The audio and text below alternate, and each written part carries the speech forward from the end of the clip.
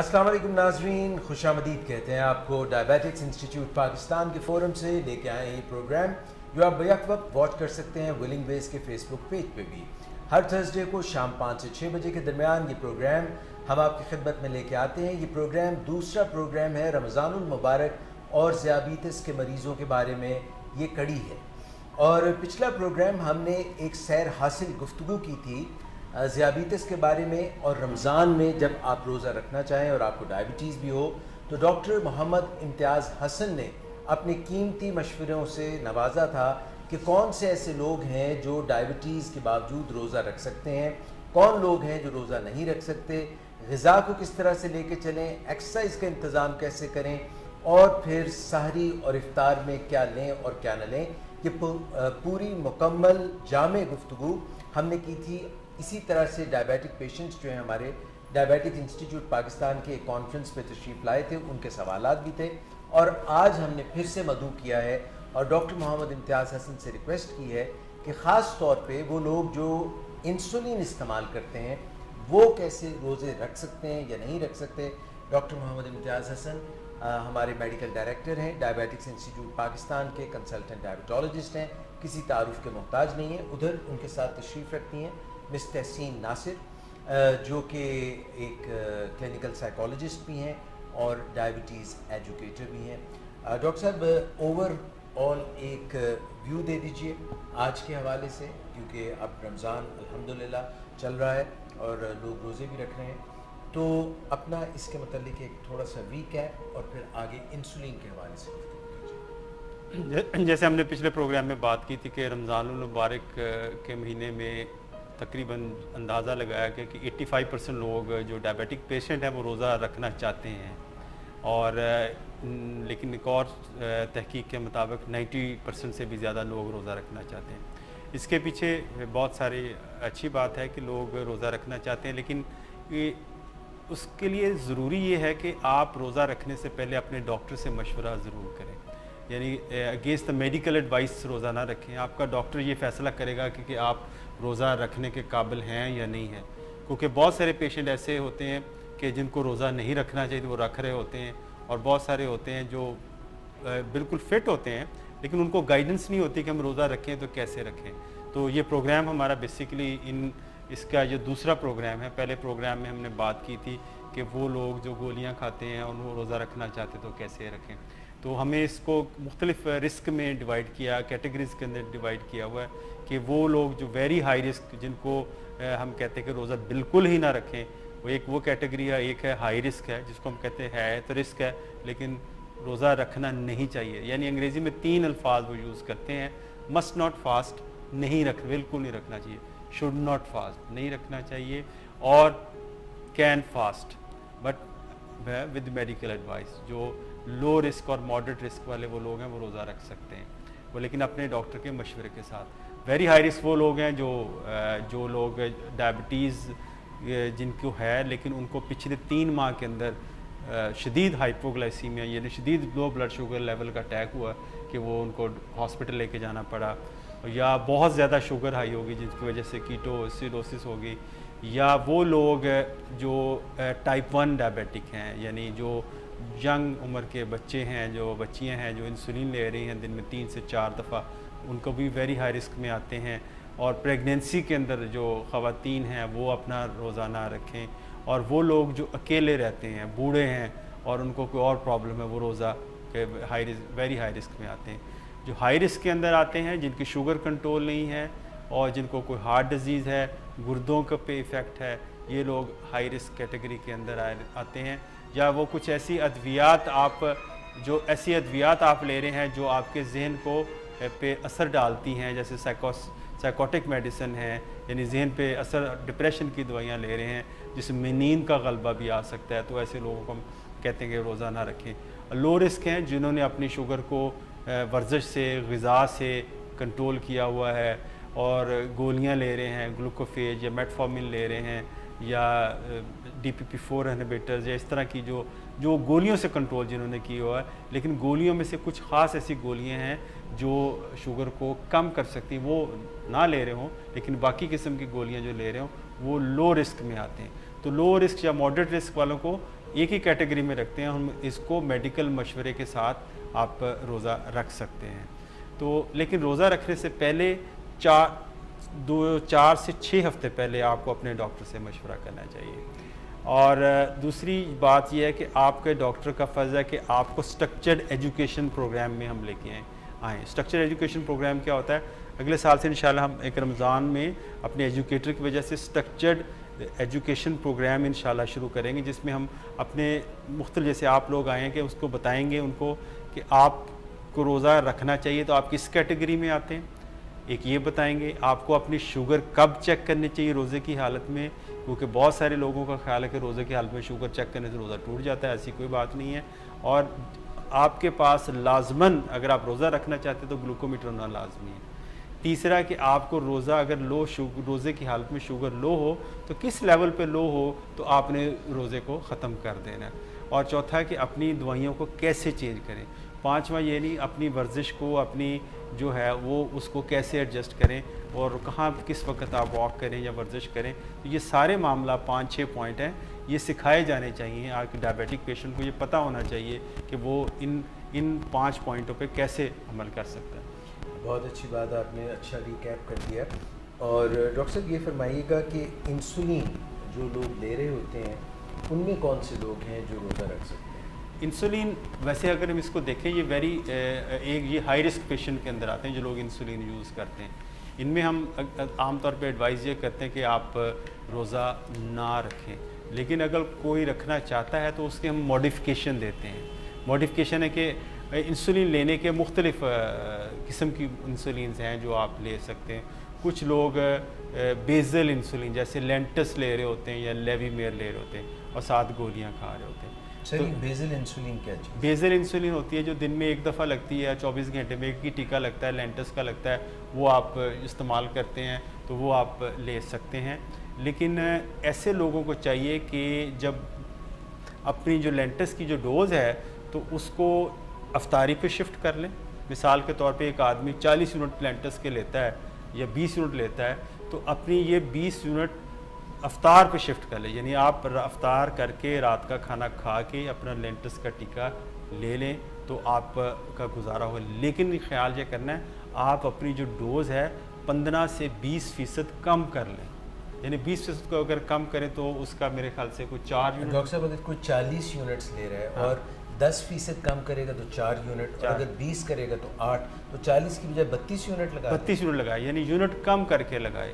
लेकिन अगर शुगर आपकी फास्टिंग ज़्यादा आती है, रोज़े की हालत में आप जब शुगर टेस्ट करेंगे वो मैं बताऊंगा किस वक्त आपने शुगर टेस्ट करनी है, तो वो आपको फिर उसके मुताबिक डोज बढ़ा भी सकते हैं। लेकिन आपको 8 यूनिट कम कर लें अगर आप 40 ले रहे हैं, यानी 20% आप हिसाब रख लें कि 20% अपनी डोज को कम कर लें। ये तो है जो लोग लेंटस या बेजल इंसुलिन ले रहे हैं। और बहुत सारे लोग ऐसे हैं जो 70-30 इंसुलिन मिक्सड ले रहे होते हैं या 70-30 इंसुलिन ले रहे होते हैं। उनका क्या करना है?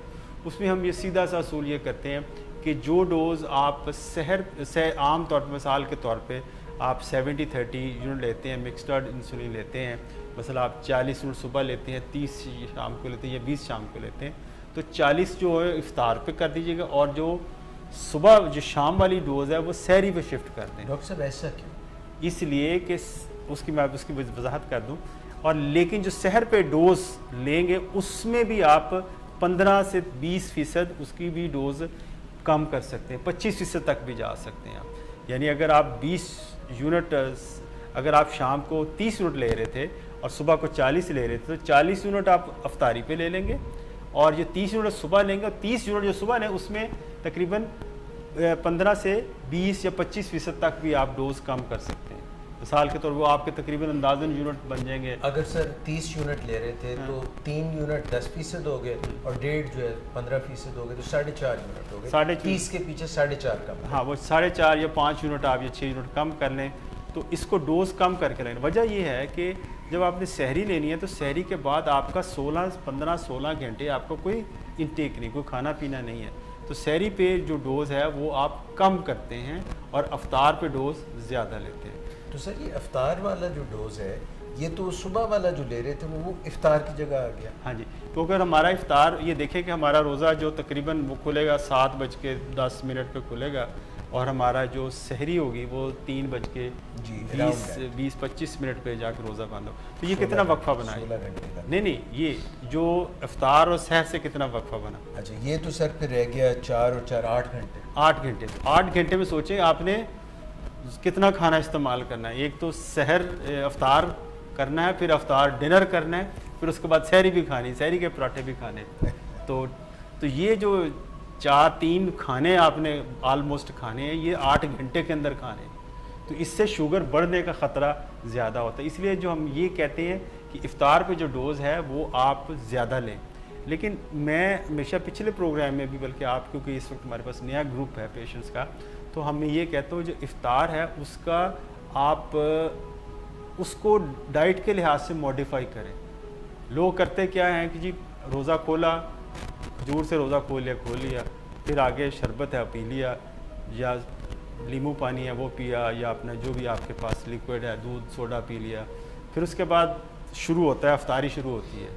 अफ्तारी में क्या होता है डॉक्टर इजाज़ आपको बेहतर बता सकते जी। असल में जो बात डॉक्टर इम्तियाज़ आप कह रहे हैं, शायद वो ये कह रहे हैं कि मकसद ये है कि इफ्तार के वक्त एक लाइट तरीके से, जैसे एक खजूर ले ली, हाँ। और कोई पानी ले लिया, या कोई शरबत, या कोई लस्सी, जो भी ले लिया, मगर जो हम एक बहुतात उसकी ड्रिंक्स हैं, तो ड्रिंक्स लिए जा रहे हैं, ड्रिंक्स में मीठा बहुत ज़्यादा होता है, फिर उसके बाद फ्रूट चाट आ जाती है, फिर ऐसी ग़िज़ाएँ जैसे पकौड़े वगैरह जो कि बहुत तली हुई होती हैं, फिर उसके बाद जो बेसन से बनी हुई होती हैं, फिर उसके बाद ये समोसे वगैरह शुरू हो जाते हैं जिसमें वाइट फ्लावर होता है, तो उससे भी बहुत ज़्यादा शुगर बढ़ जाती है। तो अमूमी तौर पे डॉक्टर साहब इस तरफ आप लोगों की तवज्जो दिलवा रहे हैं कि सारा दिन तो रोज़ा रखा, अपने आप को रोक के रखा, मगर उसके बाद जो है शैतान तो परे चला गया, मगर हम जो है वो फिर इंसान से कहीं और बन गए, और हमने हाबड़ करके जो खाया तो उससे शुगर ज़्यादा हो सकती है।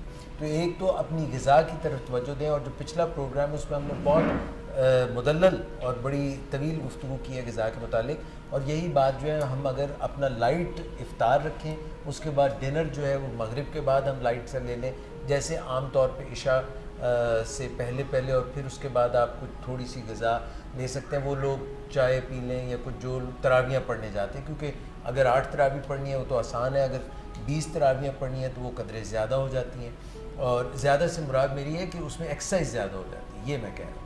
और फिर उसके बाद जो है आपकी सहरी का वक्त है, और जो डॉक्टर साहब ने जैसे फरमाया कि हम ये कोशिश करते हैं कि जो अगले 16 घंटे हम नहीं खा सकते वो सारी कसर सारी में निकाल लें, तो इससे शुगर के ऊपर नीचे होने के इम्कान आते हैं। बड़े अच्छे तरीके से उन्होंने बता दिया कि सादा लफ्ज़ों में इसको अगर हम इसका खुलासा ये करें कि इफ्तार को लाइट रखें, अपना खाना खाएं, खाने पे फोकस करें, हम बजाय कि जो इसके साथ लवाजमात होते हैं जी, कि हम ये शायद समझते कि रोज़े पे कोई शायद फ़र्क आ जाएगा, चाट ना खाई, अगर हमने पकौड़े ना खाए तो रोज़ा पता नहीं ऊपर जाएगा कि नहीं जाएगा, तो इसमें हम ख्याल करें।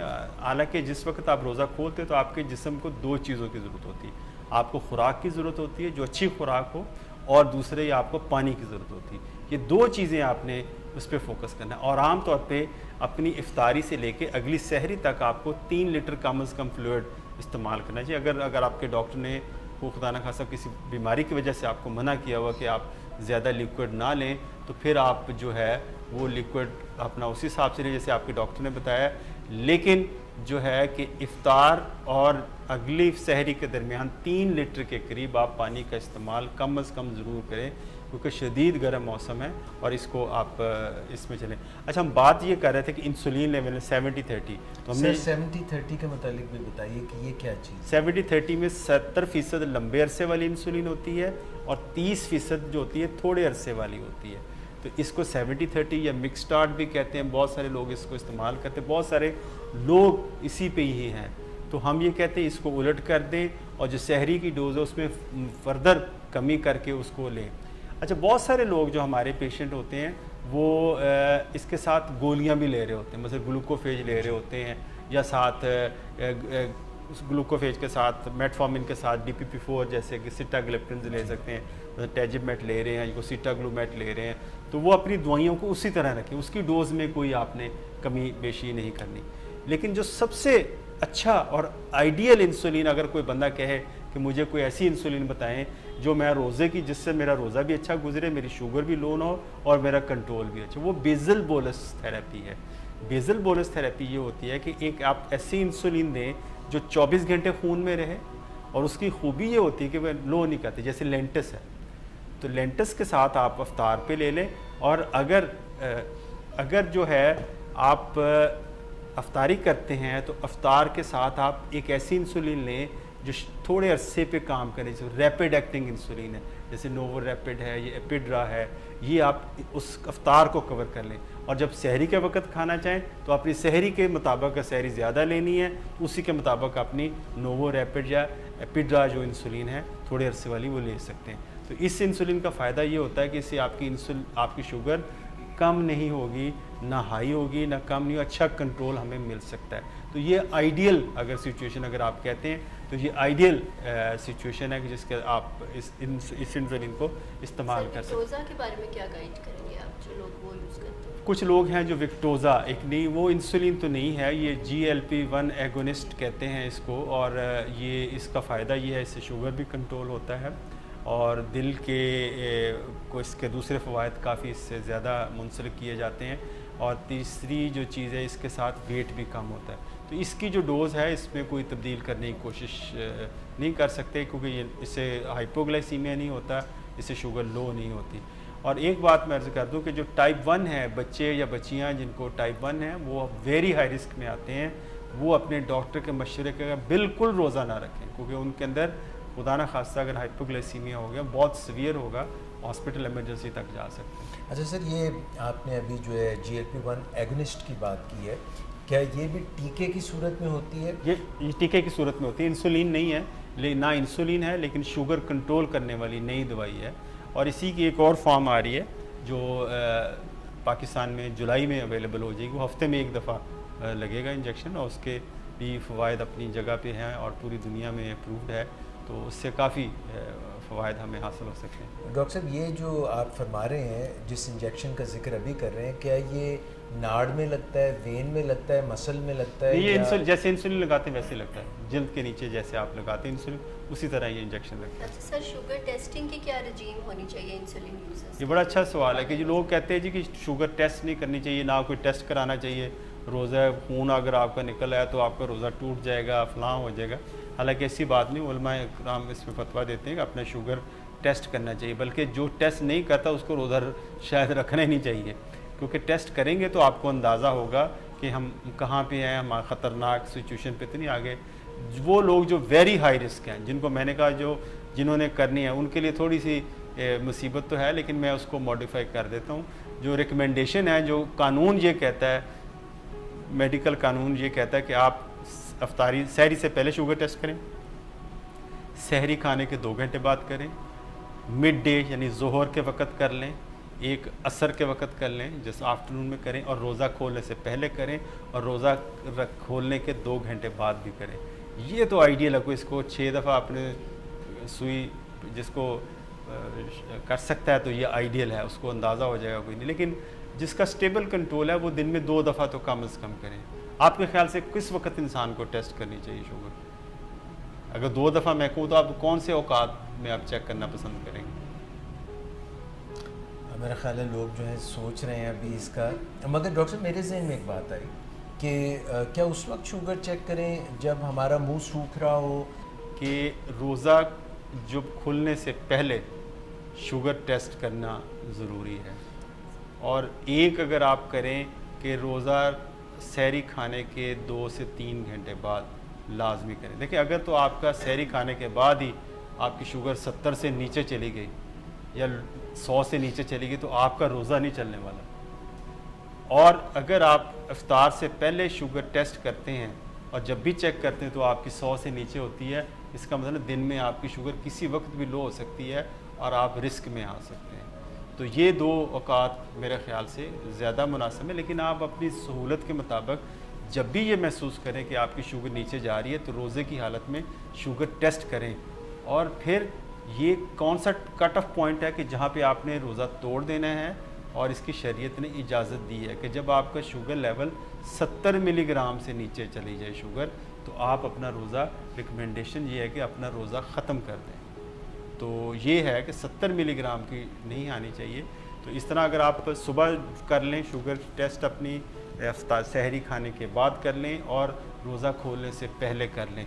लेकिन एक मुझे बड़ा खौफ आता है वो शुगर टेस्ट करते हुए अफ्तारी के 2 घंटे बाद वाली, क्योंकि वो शुगर आप उसका तसव्वुर कर सकते हैं जो हमारी इफ्तार होती है और उसके बाद आपकी शुगर कहाँ पे जा सकती है। लेकिन मेरा ख्याल है सबक हासिल करने के लिए शुगर ज़रूर टेस्ट करनी चाहिए अफ्तारी के 2 या 3 घंटे बाद कि हमने क्या किया इफ्तार पे और क्या गुल खिलाए हैं, क्या हम उसको कैसे अच्छे तरीके से उसको कंट्रोल कर सकते हैं। अच्छा सर, दौराने रोज़ा कोई एहतियातें कोई ख़ास आप बताते हैं कोई इंसुलिन यूजर्स को, जैसे अपनी फिजिकल एक्टिविटी को लिमिट रखें ताकि डिहाइड्रेशन ना हो या कोई ऐसी जगह अगर आपने तो जो भी आपने फिजिकल एक्टिविटी, यानी ये कहते हैं जी तहसीन का मकसद पूछना है कि आप वॉक अगर करनी है, वर्जिश करनी है या कोई भी आपने एक्टिविटी करनी है तो किस वक्त करें। एक तो सबसे पहले है कि आपके लिए जो बेस्ट टाइम है कि इफ्तार के बाद करें 2 घंटे बाद। उसमें फ़िज़िकल एक्टिविटी जो मर्द हज़रात के लिए तो बहुत अच्छी है, क्योंकि कोई ऐसी मस्जिद का इंतखाब करें जो काफ़ी दूर हो, 1-1.5 किलोमीटर हो या 2 किलोमीटर हो, यानी जाएं और फिर वापस भी आएँ। और फिर तरावी में भी अपना जो बैठने के बजाय आप खड़े होकर पढ़ें, चेयर पे ना पढ़ें, तो उससे भी काफ़ी आपकी जो वर्जिश कंपनसेशन हो सकती है। सर मैं ख़वातीन को भी कहूँगा वो भी कर सकते हैं, वो अपने मर्द हजरात चाहे बच्चे हैं चाहे मियाँ हैं उनको मस्जिद तक छोड़ के आएँ और देखें कि वहीं पे और फिर उनको वापस लेके आएँ। अच्छा, उसमें ये माइक मूव के आगे कर। नींद आ जाती है आपको? अच्छा, इसमें वो हम इस पे मैं इस पहलू पे भी बात करेंगे, नींद क्यों आती है। कुछ लोग उस पर हम ये नींद क्यों आती है, आपको दिन को नींद क्यों आती है, मैं भी इसका जवाब भी दे देता हूँ, इनका क्वेश्चन है। अच्छा, इसमें जो मैं हम बात कर रहे थे कि एक्सरसाइज के बारे में, अगर वो लोग जब तहज्जुद के लिए उठते हैं, ख़ासतौर पर ख़वातीन जब उठती हैं तो तकरीबन उनको सहरी बनाने के लिए 2 बजे के करीब उठेंगी, तो फिर जाके तो आप 15 से 10-15 मिनट जो पहले वाले हैं वो आप अपने बरामदे में किसी जगह वो एक तो हल्का जितना चल सकते हैं 10 मिनट चल लें और अपना इसको, और दूसरा ये भी कर सकते हैं कि आपने सहरी खाई, सहरी खाने के 20-25 मिनट बाद घर के अंदर भी अगर या जहाँ पे आपका ज़रा भी धूप वगैरह नहीं है तो आप अपनी हल्की सी वॉक कर सकते हैं। लेकिन जो वॉक अवॉइड करने का टाइम है वो ज़ोहर से लेके रोज़ा खुलने तक, इस वक्त ना वॉक करें आप, क्योंकि ये वो टाइम है जिस वक्त आपकी शुगर नीचे की तरफ जा सकती है। देखिए, हमें सबसे बड़ा जो ज़्यादा खौफ है वो शुगर लो होने का खौफ होता है कि रोज़े की हालत में शुगर लो ना हो। तो मेरा ख़्याल है कि अगर हम इन तरीक़ों पे अमल करें तो शुगर लो भी नहीं होगी, कंट्रोल भी होगी। जहाँ तक इस बात का इनका हमारे मोहतरमा का इनको ने सवाल किया कि मुझे नींद आती, दिन को भी नींद आती है, ये बेसिकली जिन लोगों का वज़न ज़्यादा होता है उसको वो एक ऐसी बीमारी का शिकार होते हैं जिसको हम स्लीप एपनिया कहते हैं। स्लीप एपनिया ये होता है कि एपनिया का मतलब सांस ना आना, यानी नींद के दौरान सांस का रुकावट होना। उनके वज़न की वजह से उनको उनकी नींद, वो जब सोते हैं रात को तो उनको अपने खराटों की वजह से उसकी जो नींद सोते हैं तो एक ब्रेक सा आता है, फिर वो सोते हैं, फिर ब्रेक आता है, फिर सोते हैं। आपने देखा उनके खराटे थोड़ी देर के लिए रुकते हैं फिर शुरू हो जाते हैं, ठीक है ना। तो इसके रिपीटेड होते हैं, यानी उनको एक पूरी नींद जिसको 2-3 घंटे की मुसलसल नींद नहीं आती, लेकिन ये सारी चीज़ें उनका नोटिस होती हैं। उनको नहीं पता मेरी नींद खुल गई है, लेकिन उनका सांस थोड़ी देर के लिए बंद होता है, फिर वो चलता है, फिर वो बंद होता है, फिर वो चलता है। तो इसकी वजह से उनकी नींद सारी रात डिस्टर्ब होती रहती है, उनको इस चीज़ का इल्म नहीं होता। फिर वो जब दिन को आप बैठते हैं तो आपका जो दिमाग है उसने उस कमी को, नींद की कमी को पूरा तो करना है। फिर दिन के वक्त बैठे बैठे सो जाते हैं, किसी महफिल में बैठे सो गए, आपको वो टीवी वाले दिखाते, असेंबली में बैठे लोग सो गए हैं, ठीक है, वो सो रहे, वो सारे वो लोग इसी तरह होते हैं कि वो स्लीप एपनिया का शिकार होते हैं। उसकी वजह से ये एक बीमारी है, लेकिन इसका इलाज ये है वेट रिडक्शन। अगर कर सकते हैं वेट कम, उससे काफ़ी फ़र्क पड़ता है। और दूसरा जो आपका कुछ जो माहिर जो सीना है, जो सांस के हमारे पल्मोनोलॉजिस्ट हैं, और वो आपके टेस्ट करवाते हैं, जिसमें एक स्लीप स्टडी होती है जिसमें आपको देखते हैं चीज़ को साबित किया जाता है, और फिर एक ऑक्सीजन की मास्क की थेरेपी होती है जो लगा दी जाती है, जिससे आपका ये प्रॉब्लम, सांस वाला प्रॉब्लम नहीं होता और आपकी नींद पूरी रात को रिफ्रेशिंग। हाँ जी,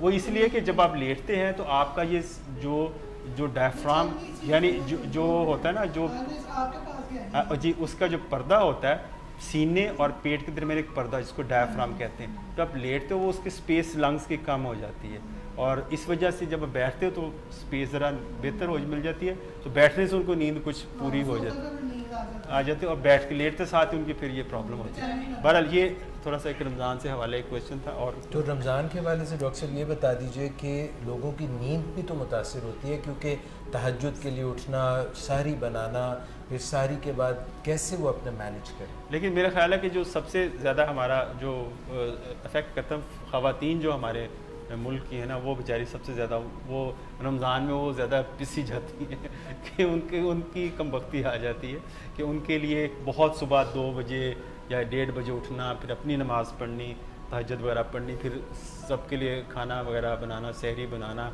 और फिर सबको तैयार वो बाकी लोग। अगर आप इजाज़त दें तो और स्पेसिफिक कर दें। ख़वातीन के ऊपर बहुत बोझ आ जाता है, बेटियों पे और ख़ास तौर पे सिर्फ बहुओं पे बड़ा बोझ आता है। ये तो है।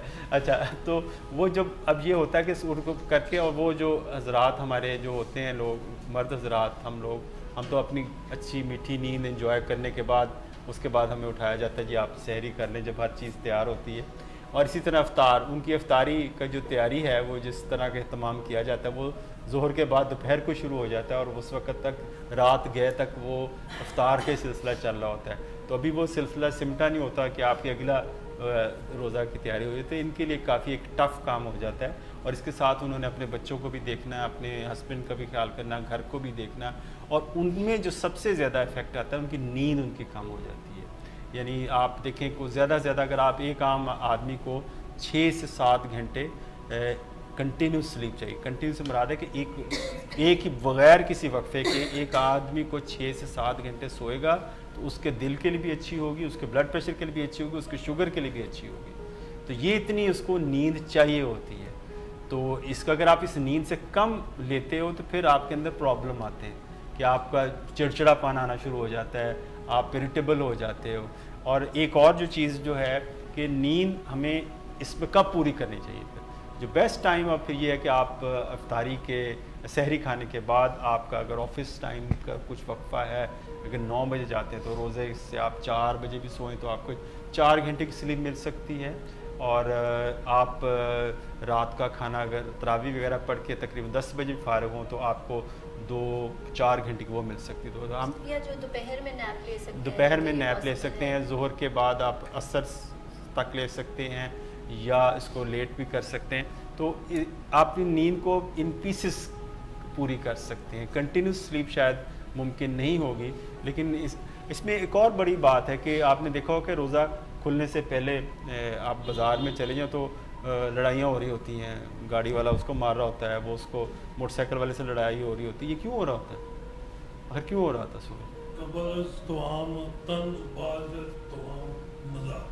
जब आपने कुछ खाया होता है कि आपकी तबीयत फ्रेश होगी, आपको बड़ी मीठी मीठी बातें करेंगे, जब आपको भूख लगी होगी आप बहुत ज़्यादा रैश हो जाएंगे। ये बिल्कुल ठीक बात उन्होंने की है कि जब आपका जो लेवल है शुगर का, वो देखो कि इफ्तारी के वक्त ज़्यादा आपके अंदर मिजाज के अंदर तलखी होती है, लड़ने को दिल करता है, और आपकी शुगर वो नीचे की तरफ गई होती है।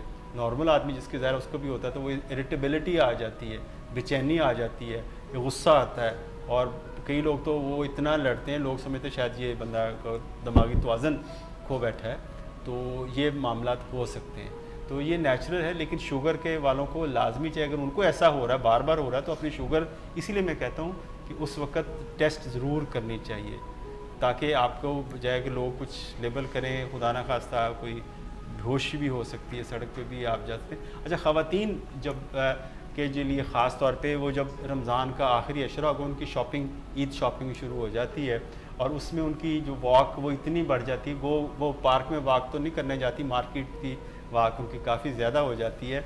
तो वो रोज़ा रखा हुआ होता है और मार्केट में अपनी तलाश कर रही होती हैं अपनी पसंद के कपड़े या जो भी चीज़ें हैं, तो उस वक़्त उनका बड़ा ख्याल रखने की ज़रूरत है। यानी ये वो टाइम नहीं, अगर कोई शॉपिंग वगैरह करनी है तो रोज़ा खोलने के बाद आप जाएँ, तो वो उस वक़्त को अवॉइड करें जो आपने कई दफ़ा ये ख़वातीन इसमें करती हैं कि आखिरी अशरे में आपने देखा होगा कि आखिरी 10-12 दिनों के अंदर ये काफ़ी प्रैक्टिस होती है।